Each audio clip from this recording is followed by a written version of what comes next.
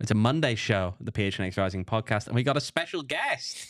Wait, no, Max. Wait, it's Max. He's back.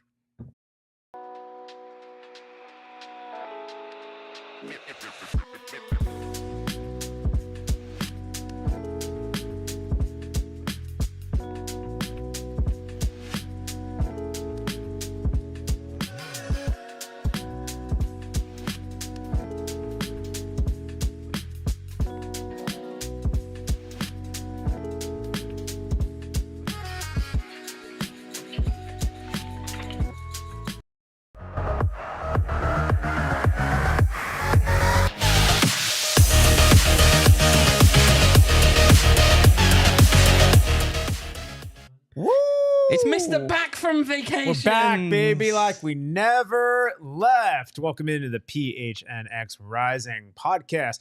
Appreciate everyone joining us here on a Monday. It's kind of crazy. It's kind of crazy. We're here on a Monday, but appreciate everyone joining us here. We're not in our beloved Studio K, but we are in the big studio because it's a big occasion. Phoenix Rising on the brink of playoffs. We didn't think we'd be here, or maybe we kind of doubted it. Maybe we didn't. Here we are, though. It's happening. Coming off of a 2-win week, all 6 out of 6 points. We're here to talk about it. I am Max Simpson, and I'm joined by the man, the myth, the legend, Owain, the Oracle, Evans. What's up, buddy? How we doing? Well, I mean, it's been a busy week of travels. I agree. For some of us, more work related than I'd like to think mine's been work related too. Indeed. Yeah, Max makes a lot of things tick over here. But in particular, he makes the PTO tick down, my man. It may have been a little work here. It's great to have you back, Max. Come on. Here we go. It's good to he doesn't feel that way. It's good to be back. Get me off here. I'm good. All right. Well, no. Appreciate everyone joining us. Leave a like on your way in. You got Kyle behind the Mac, commanding everyone to hit the like. He's already on it. Little no free ads with Kev watching on in the table right next to us. Do it for the people. Here we go. Bandit Bluebird also asking the fair question. Where's the sausage spewer? He's not here. Yeah, we're also, by the way, we're adding a new nickname. Oh yes, this is a good one. We're gonna call him the Donut Dodger because we tried to get him to do a donut challenge and the man refused. Scared after his poor performance. Of the donuts. Scared after his poor performance, but it is what it is. But hey, we got to talk about some uplifting performances. It's not every day where we get to talk about not one but 2 match reviews. We have to start to. Isn't this the second time? Only the second time this season they've won back-to-back games. Yeah, it is actually. Yeah. Oh gosh. I mean, wow. It's pretty wild. Oh, there he is, the Donut Dodger. The Donut Dodger dodging us in sets. Way to show up, Reese. Yes. Only the second time as well. But right, let's chat through a little chronological action. Right, we'll start with Rising's win over New Mexico. I mean, right. Listen, you guys were there. I mean, you were there, right? And you're kind of chatting. You're kind of looking at Phoenix Rising. They go down 1-0, and that's really where you can kind of just stop the conversation in most matches, because every match this season, when they go down at any point in the game, they have not won. Last time that they have conceded the first goal and won was Sacramento in the playoffs last year. Oh my gosh. Of course, remembering that statistically speaking... For 90 minutes, not including statistically speaking, even if... 120 minutes, it's still a win at that point. That's true. It's if it goes to kicks in the mark or penalty shoots, as it is now, that's fair. then that's statistically a draw. Sure. So yeah, the last time they did it was Sacramento away in the playoffs, prior to Wednesday night in Albuquerque. Mm-hmm. I mean, what is that? What is that math, man? That's too long. I don't want to do math. Too long. I don't want to do math. That's like almost way too long. 11 months. Oh boy. Way too long. I mean, listen, we understand how hard we can try to imagine how hard it is in this league to come from behind. And there have been a few draws sprinkled in that this season when they've conceded the first goal, but far too many losses. And you're thinking, right, the optics of it. You're playing away at New Mexico, and you know that you have a game coming up, and you're thinking this is the best team in the West. I mean, at that point, right, I listen to the post game, and I know that you guys can kind of chat through it from an analytical perspective in real time. But in retrospect, did you think that there was a chance? Oh, no.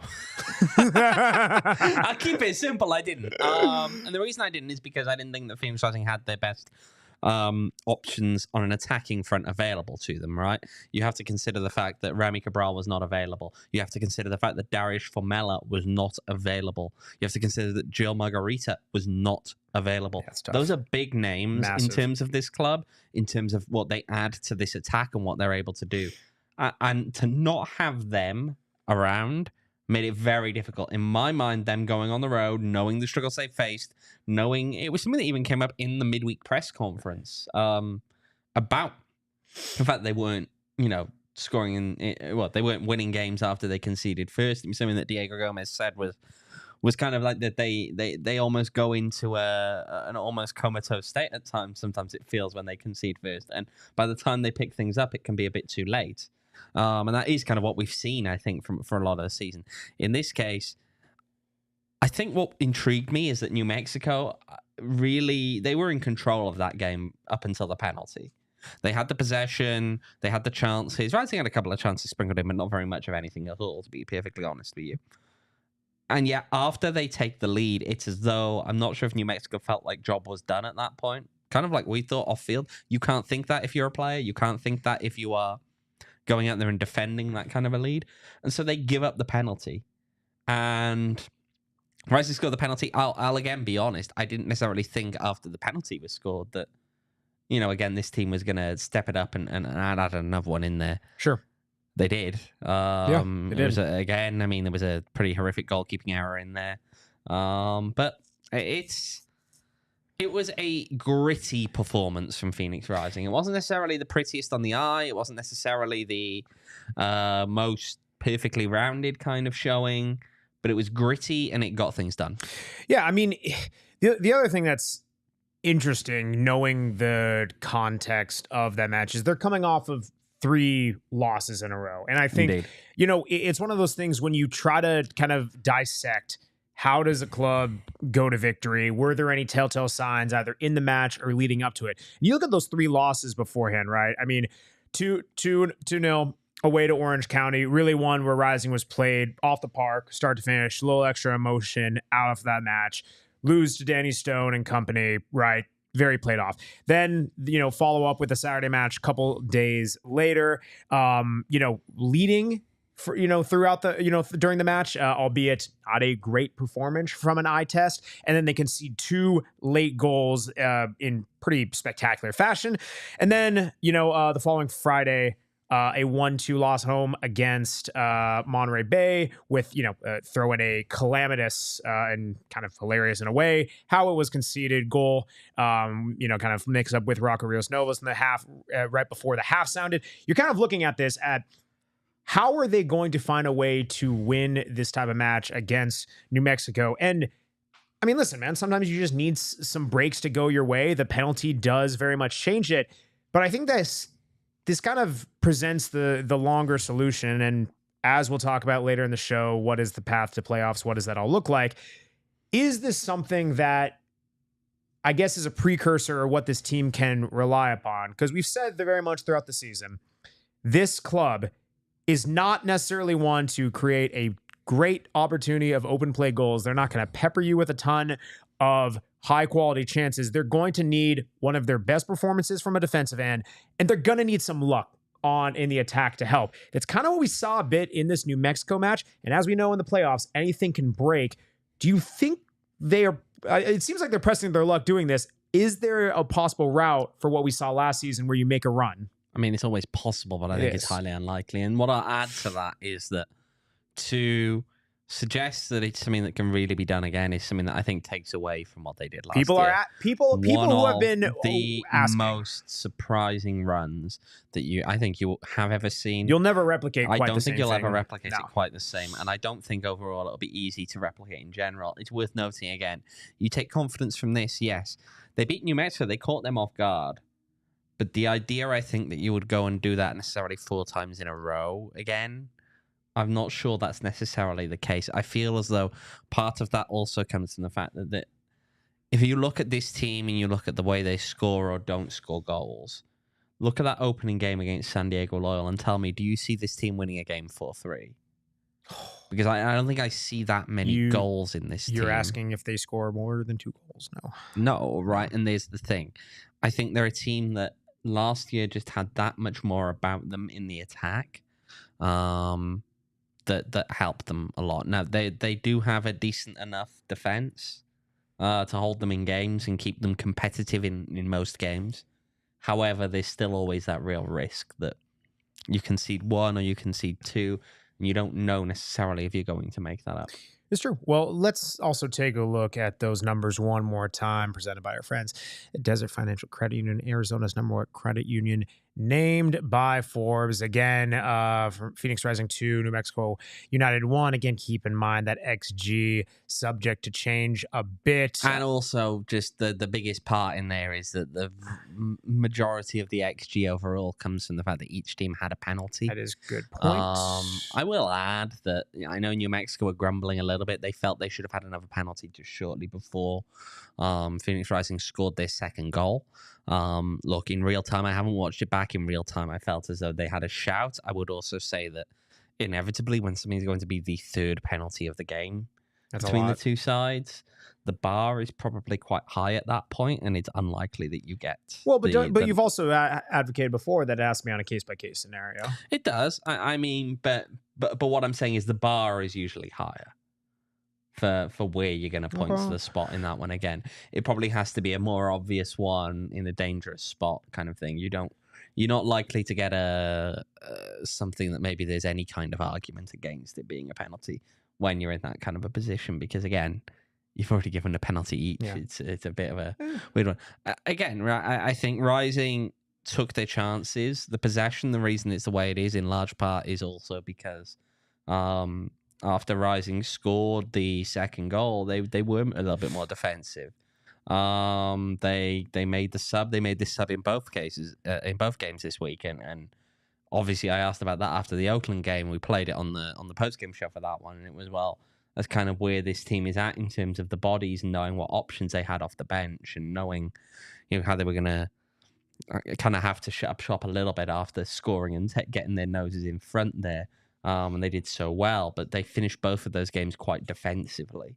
So things like the possession numbers are going to go against them. Yeah. That's just the nature of the way that the tactics that they were playing and the way that they approach things. And again, possession, having a lot of it can be good, not always good. Sometimes you do want to have less possession, and you can do that effectively. So yeah, it's, I think overall just an interesting game, to be honest, getting the result in New Mexico, because I just didn't think that was a New Mexico team that were likely to fold in the way they did. Yeah, no, right. You even see possession relatively equal. Shots were relatively equal. Shots on target relatively equal. There wasn't something where Rising just came through and absolutely dominated the stats, dominated even in a way from the eye test. Right, is seeing 179 Wes comment in the chat. Second half squad is second half. Oh gosh, the camera. Squadding. Thank you. I could. The tripod was blocking it as per usual. That needs to change.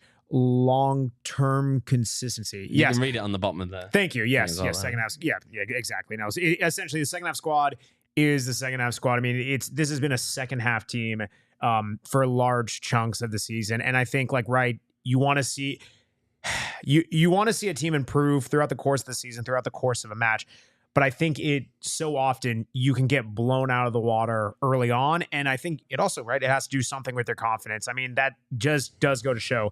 This game did hinge a bit on the penalty. You like to see Tomás Ángel get off the mark again. It was an open play goal, which is a precursor to what we'll talk about with Oakland. But it's you need to get your attack firing on all facets. Again, you hold New Mexico, the top team in the West, to 1 goal. Yes, you can say there was other shouts, but this defense is built for the playoffs. We can keep on saying that till the there's probably some expression till the cows come home or something. I think that's the expression. But anyway, you can keep on talking about how good this defense is, which is true.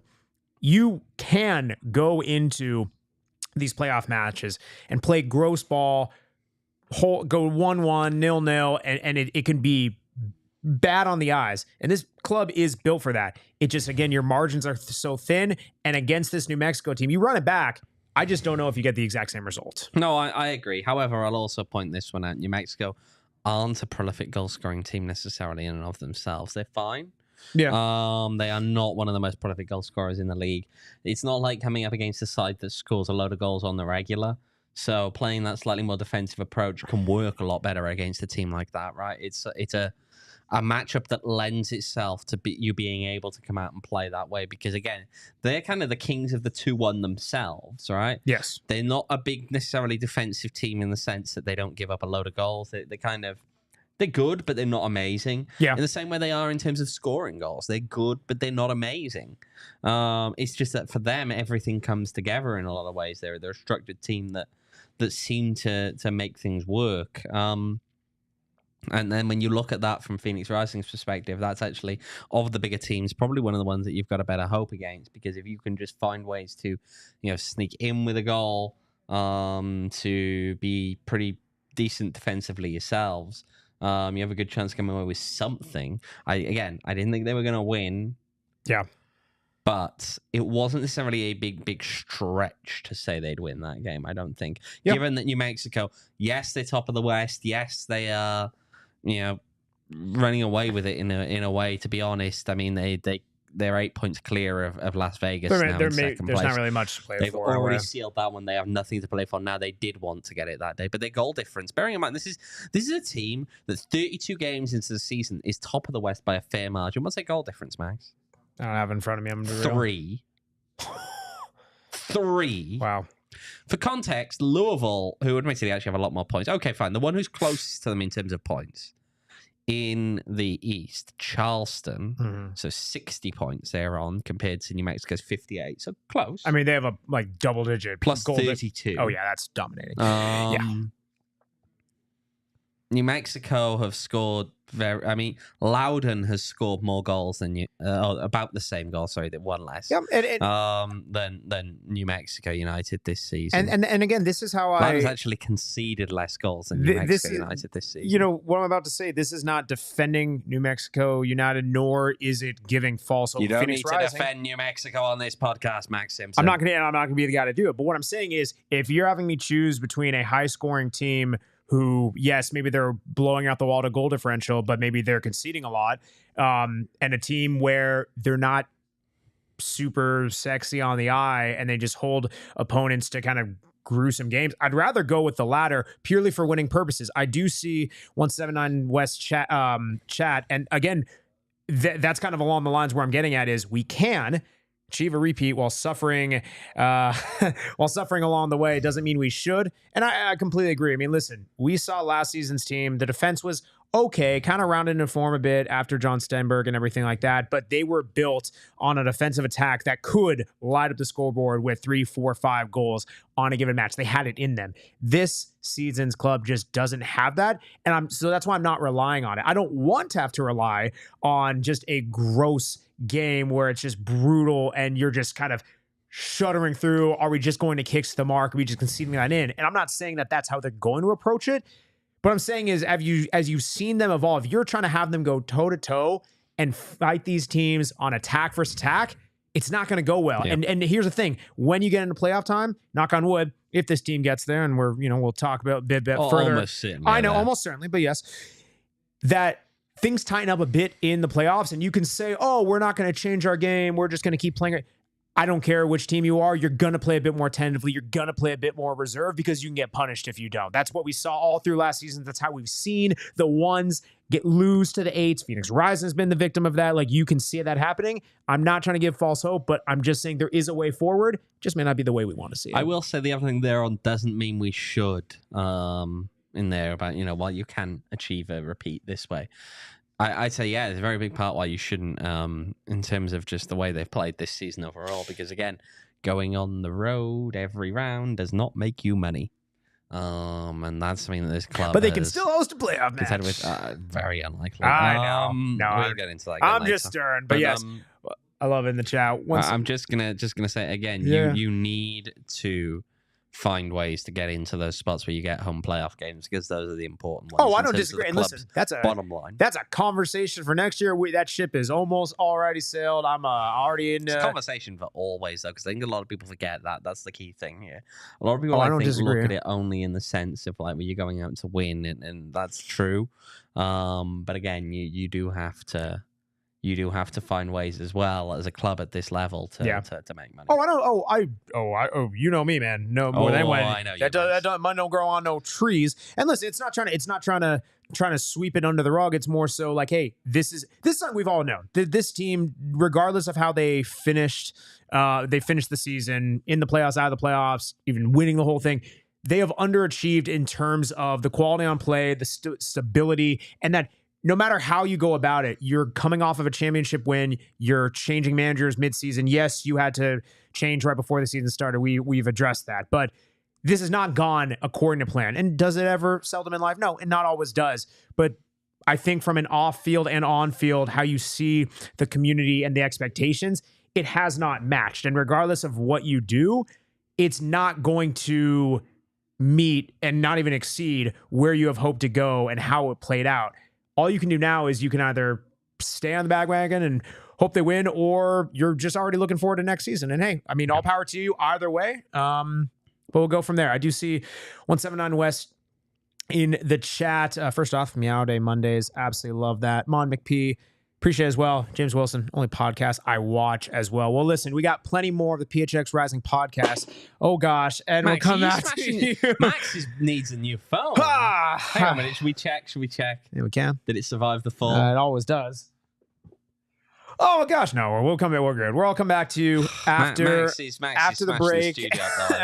We'll come back to you after the break. This is, you know what? We bring him back. I am trying to transition. Darn it. One show, and this man starts throwing things around. I mean, I don't know. I don't know what to say, Max. We come back after the break. I'm going to throw an Owain around. Wow. Wow. But first, I would not do that. I'd be remiss if I didn't have you wear a nice Branded Bills hat beforehand. Branded Bills. You have to make a threat like that. Kevin, I'm expecting a hat, please. Kevin, Max. pass me a Branded Bills hat, please. Thank you, sir. Branded Bills. The countdown's on. Come on. Yeah, we see Kyle behind the Mac. He's wearing a nice Branded Bills hat. You know, nice ASU variety. Oh, we don't want that one. We don't want that one. I said okay, well, all right, fine. I mean, it is a Branded Bills hat. It is a Branded You Bills. Didn't specify. It is a Branded Bills hat. They got this one Max if you're a is a U of A fan. guy. But yeah, Branded Bills, they got these types of hats. They got ASU hats like the one Kyle is wearing. And Max loves opening the second half with turnovers. 2 of them. and you can rep your team loyally. I don't want it. with our friends at Branded Bills. Go to brandedbills.com and a promo code PHNX to get 20% off your first order. ASU hats, U of A hats, Specifically state get hats, ASU because it's all better, different type of great stuff. Check them out. brandedbills.com, promo code PHNX, 20% off your first order. Yes, and also check out our friends over at Circle K. Circle K, they got all the stuff, whether it is, the Polar Pops, that was almost a good throw. The Polar Pops, the discounted gas as an Inner Circle member, save 25 cents off per gallon off your first 5 fill-ups. It's that darn easy to do. Listen, guys, I understand gas is expensive. We're all trying to save money out here. Life is expensive, but Circle K is trying to help make it that much easier for you. Again, you save 25 cents off per gallon on your first 5 fill-ups. You save 3 cents per gallon every single day after that until you get to the max level. 5 cents off per gallon. It's definitely not called the max level. Lots of other discounts. It's that easy to do. And yes, Kyle looks at me and he's got the worm. He's got the Circle K gummy worm. Let's do that toss, Kyle. All right, here we go. He's going underhand. All right, here we go. Okay, it's specifically called premium member, by the way. Circle K. Terms and conditions do apply at participating locations. Visit CircleK.com for more details. It's premium member, not max level. That is fair. Colin, now that we've gone through the graphics and you're now relieved, please let's redo that toss because I'm gonna give you a mulligan on that one. Oh, you're gonna do it from the same spot. Oh boy. All right, here we go. Here we go. Oh my gosh! Kyle's just missing completely. That's okay. Max just doesn't move. What do you mean? I can't move? There's a mic in my way. He doesn't move. He's like, when you see a footballer sometimes, And you're just like, well, they didn't even, they're not even trying to run onto it. They expect the ball right at their feet, and if it doesn't come immediately at their feet, Hey, good number 9's gonna have to move. Good number 9's gonna have to move. Sorry about that. Well, speaking of Max just hangs in an offside position. Speaking of good number 9's, let's chat through Phoenix Rising's most recent win. They did the thing. They went back-to-back wins, back-to-back road wins, and the most recent one, a 1-0 victory over those Oakland Roots. And first off, can we just say, what a stadium. What a stadium. It is Pioneer Stadium. It is something on the broadcast, I'll tell you that. Well, why? Well, explain. Explain, because I'm there. It's an eyesore. It's what we call the field. The field they use. It's the turf they use, the artificial turf. That was an interesting one, really. You know what? Don't like it. No, I'll explain a little bit more on the turf front, because I think people won't fully get it, right? And we didn't fully get it, actually, until after our post-game ended. And myself and Reese, we were filming the post-game right there on the field, and it was only after we kind of had a little bit of walking in that area that we got a bit more of a feel, I think, for that turf and how it actually kind of plays and all of that. And the reason why I'll say this now, you see how it's multiple pieces put together and these joins at different spots. First of all, it's a little bit it's an interesting texture underfoot anyway in general, but when you get to those joins, there is no give in that surface. And it's just such a weird, I think, it just feels really hard for like this strip that's like maybe about 3 inches wide, let's say. Yes. And then just isn't that way for the rest of the pitch. And all those kind of like segments where they join, weird. So I can see why it plays weird. I mean, Reese said that, I think he said if he did 90 minutes on there, he'd probably need both knees replaced. I mean, Reese can't even do 3 minutes of a hot dog challenge, so what the heck does he know? But yeah, that's. I mean, Max said do his shoulders in as usual. I'm sorry, Golden Boot winner. Don't even need shoulders, but I'll be fine. Anyway, yeah. So again, we're talking about number 9's. Speaking of number 9's performing well, right? Yeah, no, Tomás Ángel, we were just talking about in the last match. All right, it was another kick, his second goal for Phoenix Rising. It was from the penalty spot. Owain, he got an open play goal. He did. I'm quite sure, by the way, on that one for the recovery he made and the ball he put across. The patience, too. The patience to serve that in. He created a really good chance for Tomás there. Now, again, like I said after the game, was it the most difficult of chances to put away? No. Is he someone who really, I think, put in a the right run, the right execution for someone who has struggled this season in front of goal for Phoenix Rising? Does he deserve credit for the fact that in that moment where you can still really mess that up quite badly? Of course you can. And he didn't. It was composed. It was a good finish. I'm not gonna argue with that. It's something that you want to see. You want to see him get on the score sheet. You want to see him finding that confidence and finding those moments.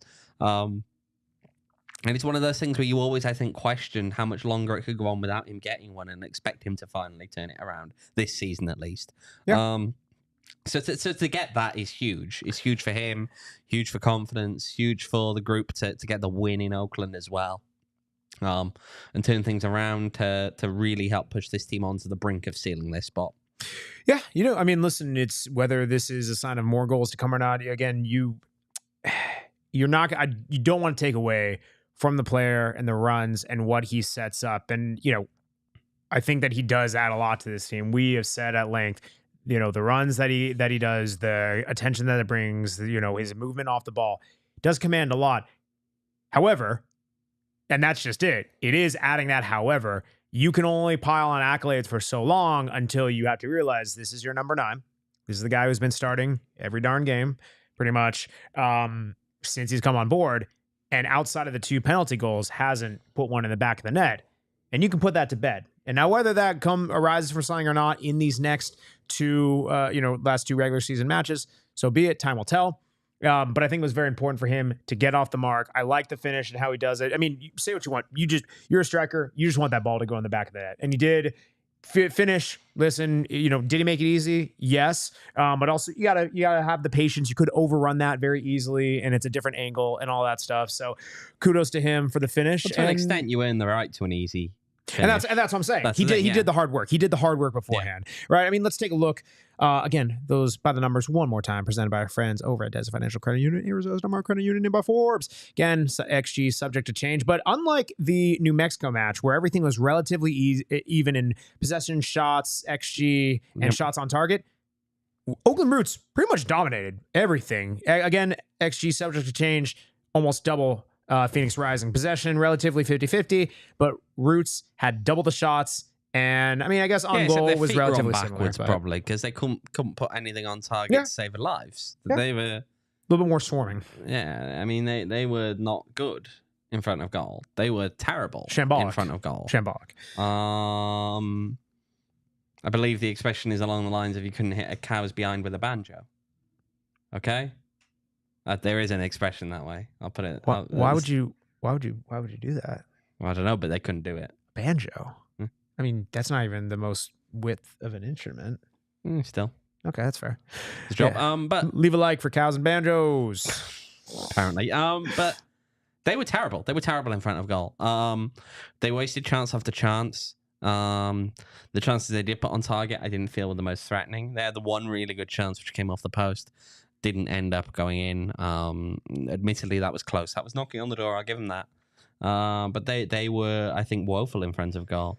And Phoenix Rising, once they had taken a lead, didn't feel the need, as they didn't in the previous game, to really take the game to your opponent. You can sit back, and especially if you've got someone who's going to be as mediocre in front of net as Oakland are, you can definitely afford to do that. Yeah. Nothing wrong with that whatsoever, because they were so wasteful. I mean, they were terrible. Oh, I mean, here's the thing. I mean, Phoenix Rising and Oakland Roots, right? Rising have scored 2 less goals than Oakland have all season, but the difference is they have a -2 XG, or excuse me, goal differential. Oakland Roots, -16. They are the highest ranked team in the West that have the worst goal differential, -16. In fact, they are tied with El Paso Locomotive for the worst goal differential. Oakland Roots have scored 1 goal in their last 6 games. Oh, gosh. It's not not a threatening context. They're not a very scary club in front of goal right now. They can't find the back of the net, and they didn't find the back of the net once again against Phoenix Rising. Yeah, no, I mean, again, this even seeing the 1-0 scoreline, this further indicates just the type of team that Rising is. I mean, right, you're looking at Rising, again, you're now zooming out as the whole. They're kind of lower to middle of the pack in the West in terms of how many goals they have scored throughout the season, but you don't look now. How many goals have they conceded in the West? Second least.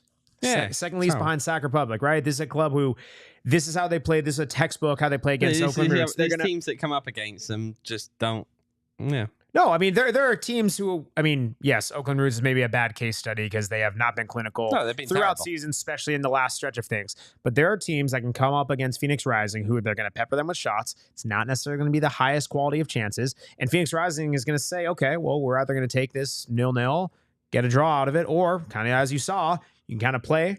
And if your number 9's on their day, can put one in the back of the net and just kind of ride it out. I mean, again, we kind of go back to, is it a winning formula? Not long term. Could work in the playoffs. Again, this is what we're going to talk about over the next couple of weeks. It's not philosophically what you'd like, but it's just what you might have to come down to. No, I know, and it's effective in some of these games, right? That's the key thing. It was almost effective to an extent against Vegas.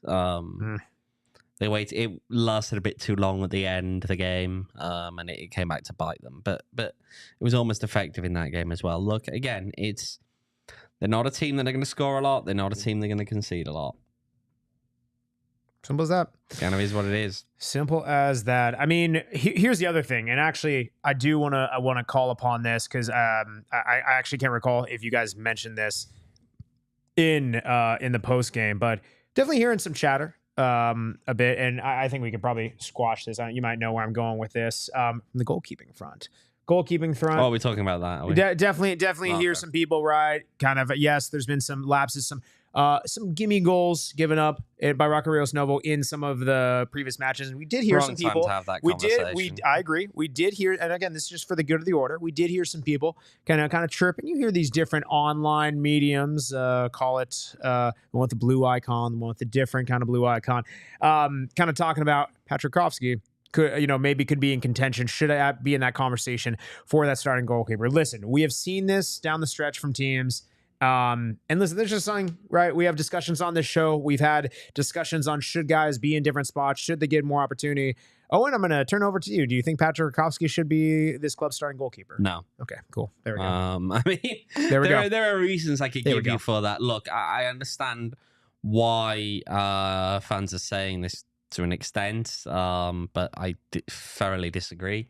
I feel as though Oakland didn't challenge Patrick enough to be able to come to a conclusion that that they were, really made him work for that one. I just didn't see. I mean, 2 shots on target kind of tells you all you need to know there. And I didn't think they were particularly great shots at that. In fact, I'm going to have a look now at those 2 shots that were on target. What was the expected goals value for them? Let's see. We got the one there, which is a 0.07, which was a shot on target. And you got a set piece that was right, 0.02. So they put 0.08, effectively, XG on Patrick, and he 0.09 XG on Patrick in terms of shots on target that he actually capped out. Yeah, I just don't think that that's quite the tell that people think it is. I'd also agree with Jet in that he's a very different profile of goalkeeper, right? Rocco gives you an additional possession option at the back. He's someone who can play the ball with his feet and is comfortable playing the ball with his feet in a way that I don't think that Patrick quite is. At the very least, not in the same way. And just look, I could almost understand this conversation more if it came and Wednesday didn't happen. But Wednesday happened. Rocco had a game in the middle where he gave up a penalty and that was it. Yep.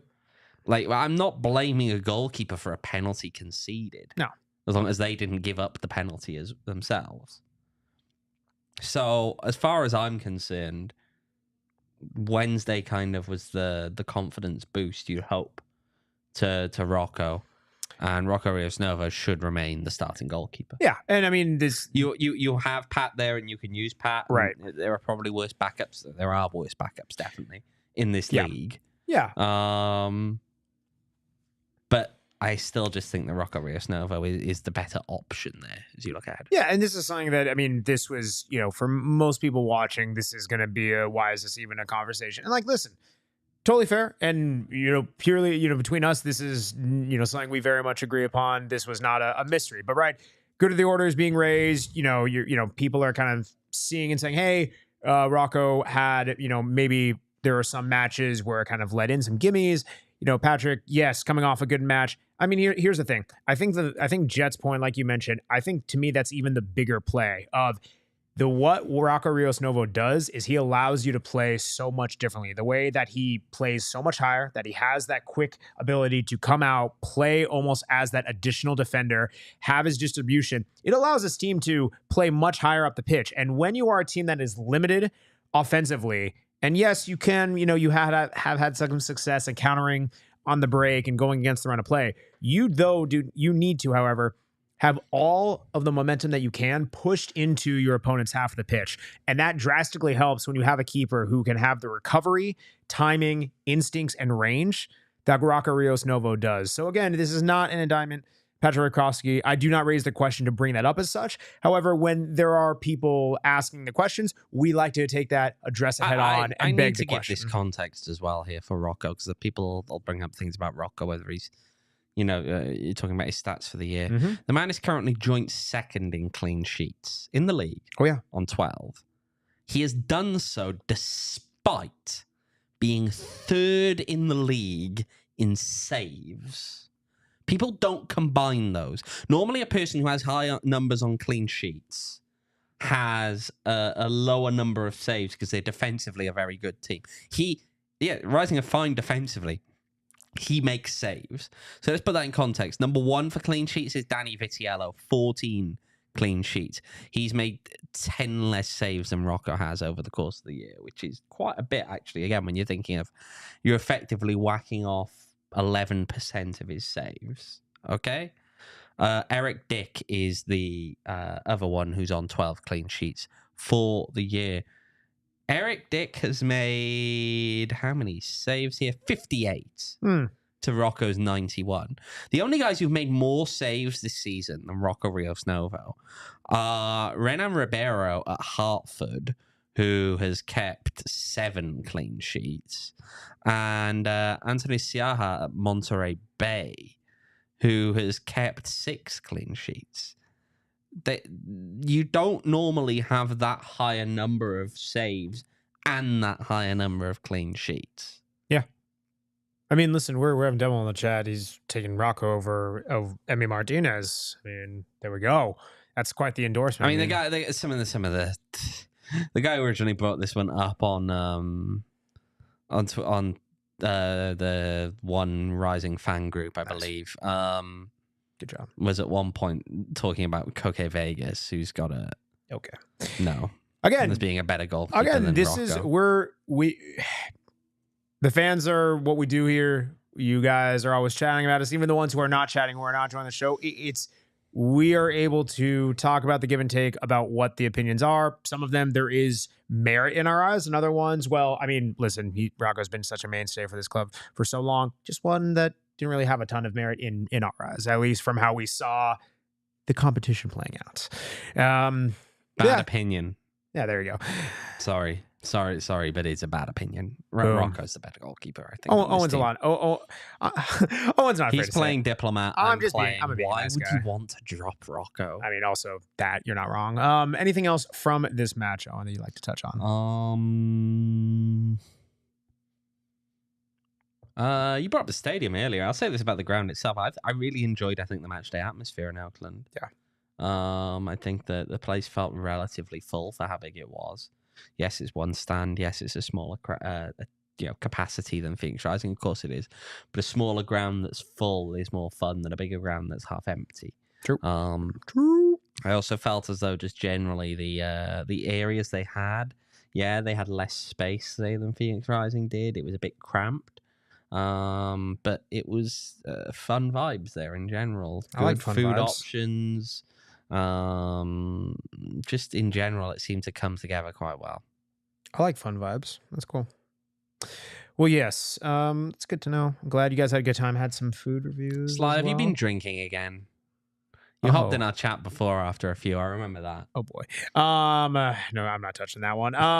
You guys had some food reviews, yes? Yeah, there was. Reese did some food reviews. We tried to get Reese again. We tried to get Reese to do a donut challenge, and you know what he said?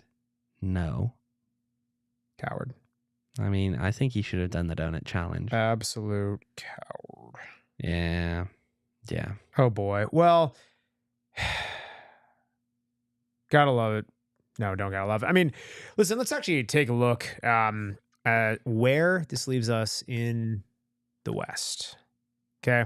So again, from the top, we got New Mexico on top with New Mexico on top with 58 points. Again, even after the defeat to Phoenix Rising, they are comfortable. They have clinched number 1 spot overall. Second in Vegas. What a year Vegas is having. We hate to say it, but it's true. Sac. They're a well-run club now, apparently. Sac in third with 49 points. Colorado Springs with 46. Memphis at 45. Rising slotting in at 6 with 42 points. Oakland at 41 points. Orange County at 39. And then below the playoff line, San Antonio at 38. Tulsa with 35. Monterey Bay with 34. And El Paso on a measly 29 points. I mean, you're seeing that, and really the contenders in who can come up there. I mean, right, San Antonio, if Rising is going to drop this, it is going to take a pretty calamitous approach on their end, and it is San Antonio and others catching fire. Yeah, so what would have to happen for Rising to tell the people drop out the playoffs? Here's what would have to happen. Oakland needs to, so if you imagine that Rising get no points, as ergo, again, a reminder on who they're playing. They're playing Memphis at home for Fan Appreciation Night in the penultimate game of the season, their last home game overall. And then they go away to a Louisville team who, while they are absolutely rolling, they have number 1 more than locked up. Yeah. So here's again. Rising have that. Oakland need to get 2 points more than them because Oakland can't finish level. Rising have the tiebreaker. You'd need Orange County to get 3 points. They've got an extra game on there, plus whatever Rising get. Okay? And you need San Antonio to win both games, while Rising don't get more than 1 point in the remaining 2. San Antonio, and this is the key one. Let's just stick with the San Antonio, because the others are kind of, they have to take you, but they're close and it can happen. San Antonio have Louisville home, and they have Detroit home to end the season. I don't really believe in that, to be honest. I don't believe they win both of those games. Phoenix Rising would have clinched, by the way, a playoff place on the weekend if San Antonio hadn't scored their 90 plus 9 minute winner against Colorado Springs. Man. Yeah, I mean, listen, they're playing two. Certainly one very tough team. Both and a Detroit side that are really battling for a home playoff in the East. No, they're very much motivated. I mean, right? I mean, the one thing going for San Antonio is they're playing both of those at home. But again, that's a very, very, very big if there. Phoenix Rising, that Memphis match is going to be very spicy, very interesting. I mean, keep in mind that's number 5 and 6. In the table. It's going to be pretty dicey there. And then you go on the road to Louisville. I mean, that one could go any number of ways. I mean, on paper, Phoenix Rising should lose that one, but right, is Louisville going to rest their starters? I'm not sure. I mean, even if I see Phoenix Rising getting 0 points from the last 2 matches, this is not even trying to be pessimistic. I don't see San Antonio winning both. And that's just it. Even if I see Rising getting 0 points, which I think is possible, I think it's more likely Rising gets 0 points than they get 6 points. I'll say that. I don't think San Antonio gets all 6 points. The margin for error is so darn small, and I don't see them knocking off both. Like, that's pretty good. I mean, honestly, they're probably more likely to drop points maybe against Detroit than they are against Louisville, just based on the fight there. True, but here's what I'll say. If Phoenix Rising lose this weekend or draw, it gets spicy. And San Antonio beat Louisville, they're in for a spicy, pretty. Just make it easy on yourself. Depending on how other results go again, let's say, for example, and bear in mind there's a Wednesday game now. I believe it's El Paso that Orange County are playing. They're playing on Wednesday this week. That's Orange County's game in hand. If Orange County win that game, it still sets things up. It's interesting then. Now, that also plays in for seeding. There's so much permutations around who's going to finish where and what that's going to mean for playoff positions in terms of who goes where and all of that. So there's so much to follow these next few weeks. So much is going to be decided. But it'll be an interesting one. But I do think at this point, from Phoenix Rising's perspective, at this point, you can't. It will be a true embarrassment, I think, if they throw away the playoff place that they're in, if they end up outside of the playoffs, just because it's so close right now, and they've earned getting it as close as they have with a tough week and with some good wins. That I don't really see them throwing it away. Yeah. But that also underscores, I think, the importance of actually getting over the line now. It does. I don't see a scenario where they don't. So close you can almost taste it. Yeah. Feel the rain on your skin. No one else can feel it for you. Max, why are you doing song Only lyrics? you can let it in. Well, here's the thing. We're all talking about Phoenix Rising missing the playoffs. I'm going to give a little spin zone for you. Phoenix Rising, home playoff match. Top 4. Here we go. Colorado. Here we go. They beat Memphis. Memphis loses. Phoenix Rising. Hold on. No. Phoenix Rising would need to win that game by 5 goals or more to leapfrog Memphis. Okay. Well, regardless.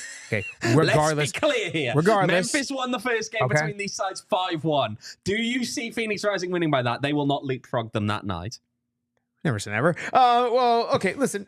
Regardless whether they leapfrog them or not, fine. They stay in 6th place. That's all well and good. Phoenix Rising beat Memphis.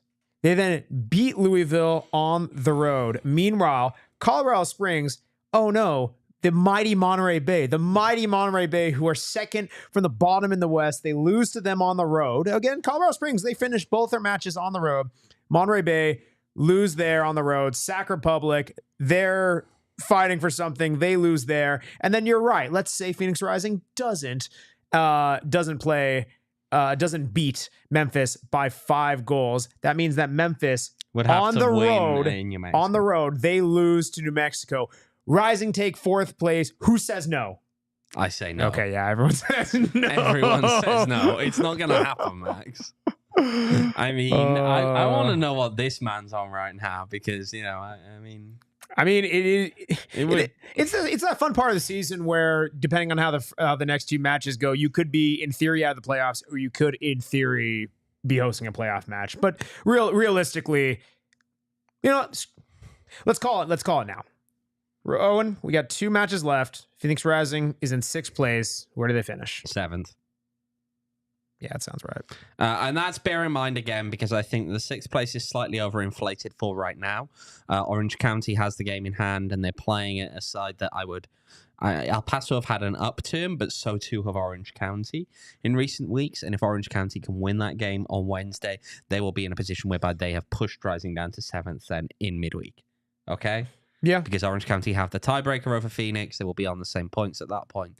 So, to me, I think 7th is realistic. I think Rising make it into the playoffs. I think Orange County probably have a slightly easier run in than Phoenix Rising do right now. So I think they will probably finish above Rising. And then you've got Oakland, San Antonio kind of fighting it out for that last playoff place. Yeah, I mean, I could see Rising in 6th, 7th, or 8th. I mean, that's not really a shocking revelation. I mean, I maybe even closer than 8th to 8th and 7th, but or 4th, who knows? No, but it's no, it's gonna be interesting. I mean, then that sets the whole scenario and everything like that. But here's the fun part: is after Rising's last match against Louisville, we'll still have to do a little bit of waiting to kind of see where everything plays out. Potentially. I mean, it depends on how Rising do, and it depends on how some of the other teams have done in the interim there. You may kind of know where they're going to finish. Right. Yes. Or even who they'll play, but also may already be predetermined by then. But it'll be interesting. We'll have to see how it goes. Man, we'll get into a little Memphis preview a little bit on Wednesday. But hey, let's talk about some nonsense. You got a nice win. Repping the Wales. Yeah, Wales with the unlike a certain other country, we didn't lose this international window. Shout out Greece, by the way. They started a Cardiff midfielder at Wembley when they went to beat England. So I'm just saying that Cardiff. Wait. I'm sorry. Did you say we didn't? Unlike a certain other national team, they didn't lose? Yeah. We didn't lose. I'm talking about England. Oh, okay, good. England lost at home to Greece in the Nations League. Yeah. Oh, yeah. That was 1-0. That was pretty bad. Yeah, 2-1. 2-1. 2-1. They lost by 1. Max, he's on vacation. He doesn't really pay attention. No, they lost by 1. I knew what I was trying to say. They lost 2-1, and Reece and several others told me that they could have gotten absolutely smacked 5-1. There were multiple disallowed goals. Yeah, England is something. It's an interesting one. I think the drop points in Iceland is unfortunate from Wales' perspective there. If you could held on for the win, that would have been important in terms of the chances of winning, I think, this group. But you take it. Do we like the UEFA Nations League? I don't have a problem with it. Okay. I mean, why not? I would say, well, I don't know. Is it just more game? Would they rather? It's not really be more friendly? games because you play them anyway. It'd probably be friendlies more. Yeah, that's fair. Or like an elongated qualifying process that. That's fair. That's fair. All right. Well, I mean, yeah. Also, let's not forget. Even though it's already happened, but just want to remind everyone: U.S. beat Panama. Pretty cool. No big deal. It's actually in the same city where you they won were. A friendly against one of those countries that normally beats you in games that matter. Hey, Kyle, you can jump in here. Pochettino, he's pretty good. I mean, U.S. winning the World Cup in 2026. Who says no? Come on, Kyle. No, come on. All right, I'd like to give some context here. The context is that the population Captain of Panama, Context, everyone. The population of Panama is smaller than the population of Arizona. Captain Context. I just found a new nickname for you. Let's go. Boom. Well, maybe tell the full story, Max. If I wanted to see spin, I'd go watch political ads on TV. Okay, boy, I'm just gonna say that you make them. No. I'm just gonna say, Max. I think we need to avoid the spin. We need to be real here, right? And that, yeah. The population of Panama is about 60%. Those are the trickiest teams. The population of Arizona. Buddy, you lost to Gibraltar. No, we drew with Gibraltar. Okay, well, that's a loss. We are, Max. You got to get things right, and that was a friendly as well. Here we go, Mr. Friendly. Friendlies don't matter. That also, and I'll say this, much like I know Damon will bring this up all the time, sometimes you need a bit of embarrassment to get rid of a very, very bad head coach. Do you just dispatch? No, I'm talking about Wales getting rid of Rob Page. Oh, yeah, Rob Page. You love Rob Page. No, they got rid of him. Talk about Jill Margarita game today, says Devin. Yeah, there was another meeting of Curacao and Grenada I like Jill Margarita. In the CONCACAF Nations League B. I tell you what, they're in trouble, though, right now, a little bit, I think, are they? If what I believe to be the case is indeed still the case. Curacao won now. No, they're not in as much trouble as they could have been because somehow, some way, San Martin pulled off a 4-0 win over St. Lucia today. And so St. Lucia aren't practically guaranteed to be in there. Nope. So Curacao are way back in that mix. If they can beat St. Lucia in the next international window, that'll be huge. Does mean, by the way, if Rising make the conference finals, you're going to have a very awkward conversation between the Curacao National Association and Choose now. Phoenix Rising. It's going to be messy. Wait, you just said Phoenix Rising are making it to the conference finals. If. Well, we'll cut that. We'll cut that out. We'll cut that out. We'll cut that out. No, we won't. You're not the producer. But here's the thing. Yeah. They won 1-0 today. They did. There were multiple players from Darius Phoenix Johnson Rising who played in that one. Yeah, Joe Margarita started. Darius Johnson started. You did have an appearance off the bench from Damian Barker-John, who started in the prior fixture. Yeah,